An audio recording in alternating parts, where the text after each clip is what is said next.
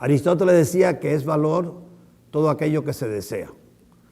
Yo tengo hambre, la comida es un valor. No tengo hambre porque acabo de comer, la comida deja de ser un valor.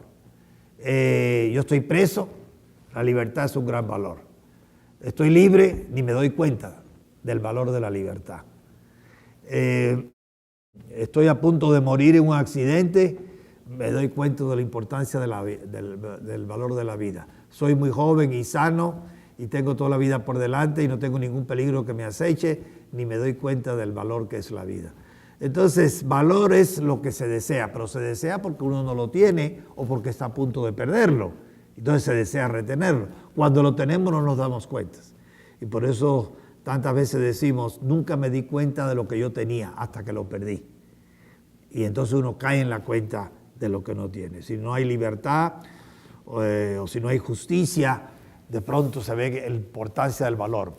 Pero si hay libertad y justicia general, aproximada, entonces ni me doy cuenta de lo que tengo.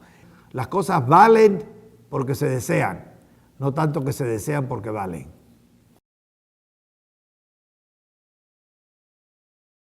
La palabra moral viene del latín mores, que significa costumbres o convenciones, lo consuetudinario. Y ese es el origen de realmente la visión moral prudencial de Occidente. Está en las costumbres, ya sea de los griegos, ya sea de los romanos, fundamentalmente. Hay una moral consuetudinaria que se identifica con cada cultura y con cada nación. Estoy hablando todavía de costumbres. Y en esa moral consuetudinaria o de costumbre, hay una escala de valores que suele culminar en alguno particular. Por ejemplo, en la tradición griega, el valor supremo moral era lo que ellos llamaban arete, que significa en griego culto a la excelencia. Yo voy a ser carpintero, voy a procurar ser el mejor carpintero de Grecia. Yo voy a ser soldado, voy a ser el mejor soldado. Yo voy a ser pintor, el mejor pintor. Y yo voy a ser poeta, el mejor poeta. Entonces, ese culto a la excelencia es el que nos dejó como legado, entre otras cosas muy curiosas, los Juegos Olímpicos.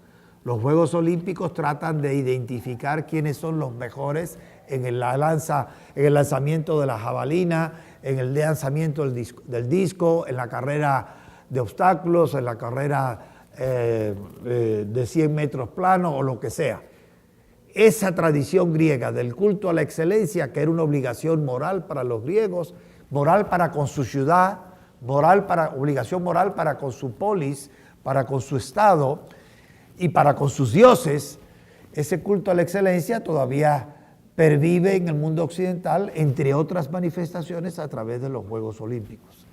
Los romanos, por ejemplo, tenían otro principio moral supremo en su escala de valores, le llamaban gravitas, que nosotros lo podemos traducir por gravedad, y que los ingleses lo podrían decir que es el stiff upper lip, la serenidad ante las crisis. Yo estoy a punto de ser fusilado, me mantengo sereno. Yo estoy a punto de perder la vida por otra razón, en una situación de pánico, un avión que se está cayendo, un barco que se está hundiendo.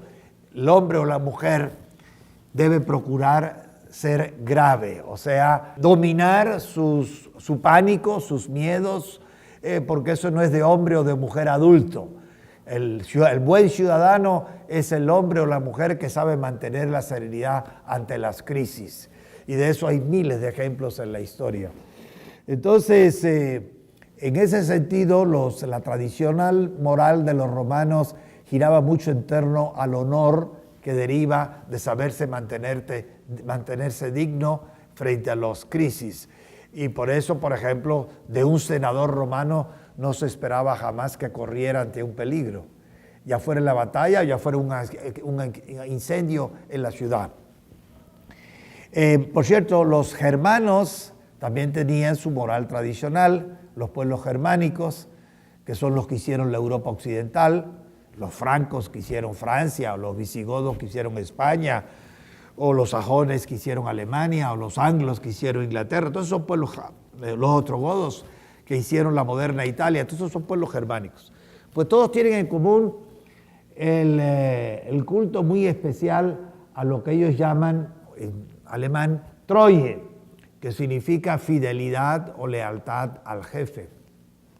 De manera que jóvenes guerreros, si caía su jefe en batalla, tenían que arriesgar su vida o dejarse matar, pero no permitir que el cadáver de su jefe cayera en manos enemigas y fuera deshonrado. Treue. De tal manera que si para un griego el crimen mayor pudiera ser hacer las cosas mal, mediocremente, y para un romano lo más vergonzoso era huir frente a un terror o dejarse llevar del pánico, para un germano el peor crimen, el que nunca se perdonaba, era la traición. Entonces, esa es la moral es tradicional. David Riesman dice que el criterio de conducta viene transmitido tradicionalmente, oralmente si se quiere, de los antiguos a los que vienen después, de los ancianos a los jóvenes. Entonces uno guía su conducta de acuerdo al pasado. Son naturalmente conservadores. Pero lo importante es que el mecanismo psicológico que les mantiene en el sentido tradicional moral, cumpliendo con las obligaciones según la tradición, es la vergüenza, el caer en la vergüenza, el ser señalados por todos. Tú no has respetado las tradiciones de los antiguos. Esa vergüenza, ese miedo a la vergüenza, al aislamiento que produce el ser señalado como un hombre que no cumple con las tradiciones de todos, es lo que mantiene a la gente atenida a las normas morales, aunque no estén personal o individualmente en lo íntimo de su conciencia de acuerdo con esa tradición.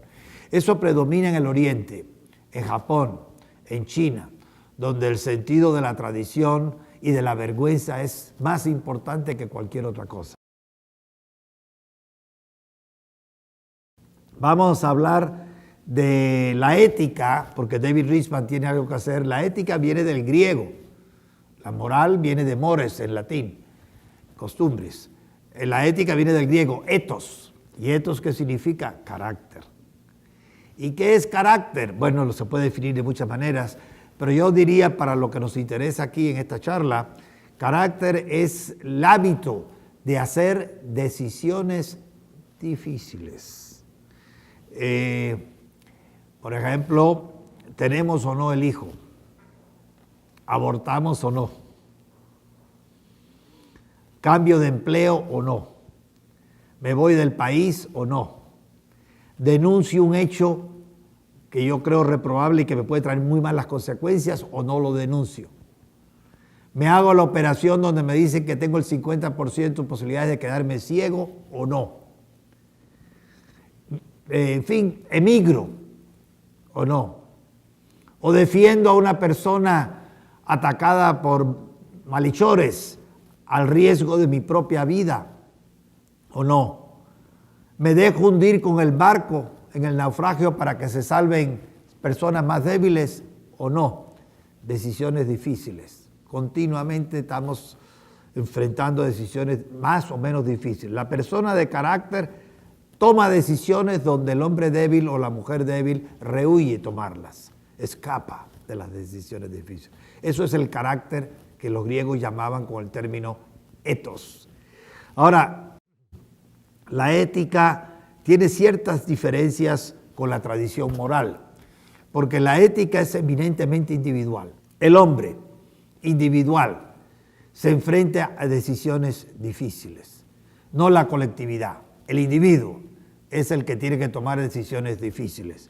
A veces se contradicen los principios éticos y los principios de la tradición moral. Riesman tiene sobre eso otro punto muy interesante. Él dice que esta ética individual, que por tanto no tiene el peso emotivo de lo tradicional,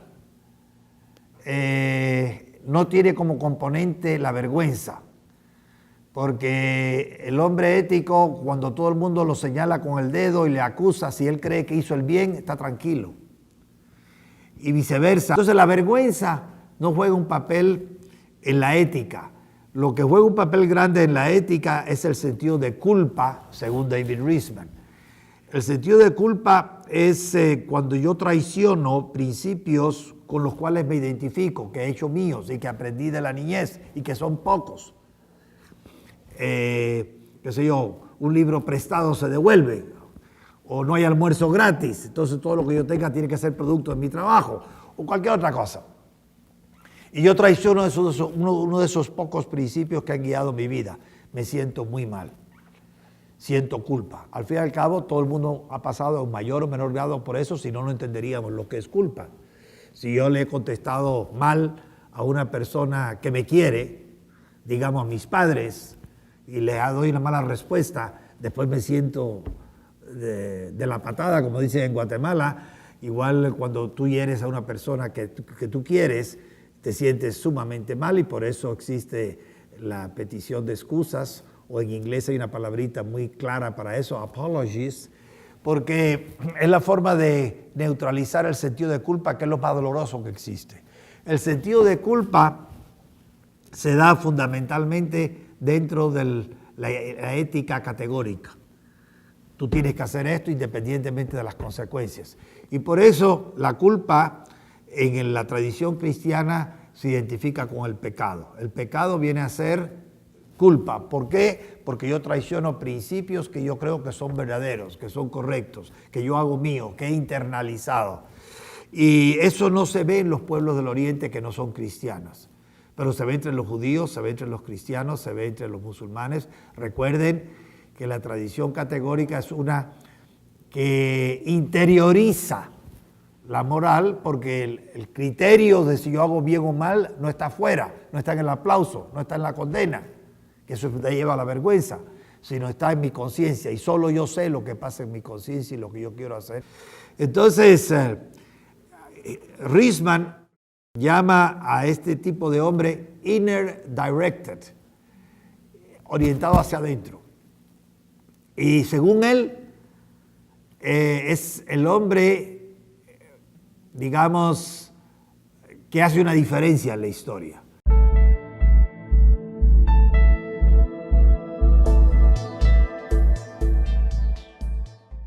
Moral es lo que hacemos por efecto de la costumbre, porque lo hemos aprendido durante la vida, son los valores que nos han dado por el lugar donde nos formamos, la familia en la que vivimos y la escuela donde atendimos. Son esas cosas que hacemos sin cuestionarnos siquiera si realmente es lo bueno, es lo mejor, es lo correcto. Es cuando actuamos según nuestra moral. Por otra parte, la ética podemos resumir como la reflexión que hacemos sobre la moral. Esto es, el objeto de la ética es la moral. Es analizar por qué un acto se considera bueno, correcto o verdadero y por qué lo consideramos así, por qué lo tenemos que hacer de esa forma. La cuestión se empieza a complicar cuando nos enfrentamos a dilemas éticos.